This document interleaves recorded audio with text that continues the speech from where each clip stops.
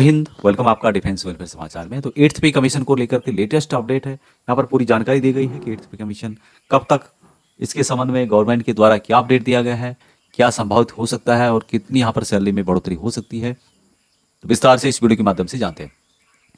यहाँ पे आप देख रहे होंगे जी बिजनेस के माध्यम से खबर है। बड़ी खुशखबरी है, केंद्रीय कर्मचारियों के लिए दिवाली तक हो सकता है 8वें वेतन आयोग का गठन। 8 महीने में आ सकती है सिफारिशें, यानी कि दिवाली तक आपका जो पे कमीशन है 8वां वो गठित हो सकता है। आगे इसमें विस्तृत न्यूज में बताया गया है कि सरकारी कर्मचारियों के चेहरे पर इस दिवाली मुस्कान और भी बड़ी हो सकती है। वजह है 8वें वेतन आयोग को लेकर के।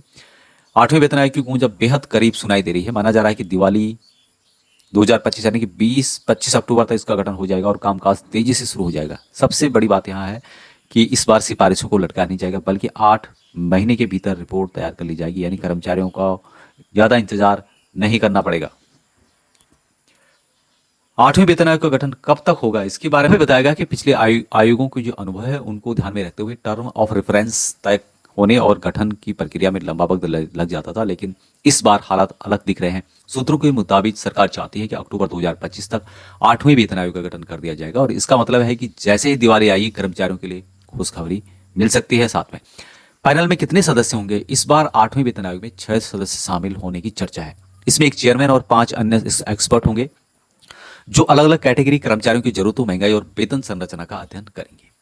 कितने समय में पूरी होगी रिपोर्ट, तो 6th और 7th सीपीसी के पैटर्न को यदि हम देखते हैं, रिपोर्ट को तैयार होने में कम से कम 15 से 18 महीने का वक्त लगता है, लेकिन इस बार सरकार का इरादा साफ है, केवल 8 महीने में सिफारिशें तैयार कर ली जाएगी और इसका सीधा मतलब है कि 2026 आते ही कर्मचारियों को नए वेतन आयोग का फायदा मिलेगा। बाकी 1 जनवरी 2026 से लागू होगा, ये तो सबको पता है, लेकिन थोड़ा देर यहाँ पे होती है, तो इससे संबंधित जो एरियर है वहाँ आपको दिया जाता है, सबको दिया जाता है। फिटमेंट फैक्टर पर बड़ी बात चल रही है और काफ़ी दिनों से चर्चा में है। तो इस बार वेतन आयोग जो फिटमेंट फैक्टर तय करने वाला है, इसके संबंध में चर्चा है कि 1.92 का फिटमेंट फैक्टर लागू हो सकता है। इसका मतलब है कर्मचारियों की बेसिक में यहाँ पर कितनी बढ़ोतरी होगी वो भी हम देख लेते हैं।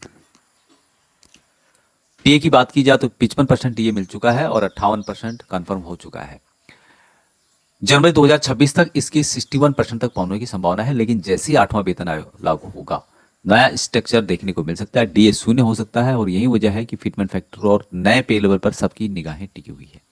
अब यहाँ पर इन्होंने 8th पे कमीशन में पूरा कैलकुलेशन करके बताया कि आपकी सैलरी में कितना इजाफा हो सकता है। 7th पे कमीशन वर्सेस 8th पे कमीशन के बारे में यहाँ पे बताया गया है कि कितना फर्क था 7th में और 8th में, डीए में कितना फर्क हो जाएगा, कुल वेतन कितना यहाँ पर फर्क रहेगा, भत्ते में कितनी बढ़ोतरी होगी। लेकिन यदि टोटल कैलकुलेशन देखा जाए तो यहाँ पर फर्क पड़ने वाला है। 8th पे कमीशन के अंतर्गत 10,000 रुपये तक आपकी सैलरी यहाँ पर बढ़ सकती है, पेंशन में भी इजाफा होगा। तो ये जो न्यूज़ है न्यूज़पेपर के माध्यम से है और जी बिजनेस ने इस खबर को छापा है, तो देखते हैं कि आगे क्या होता है। लेकिन जो यहाँ पर बताया गया है, यहाँ कर्मचारियों के लिए अच्छी खबर है। अभी तक इतना ही। जय हिंद।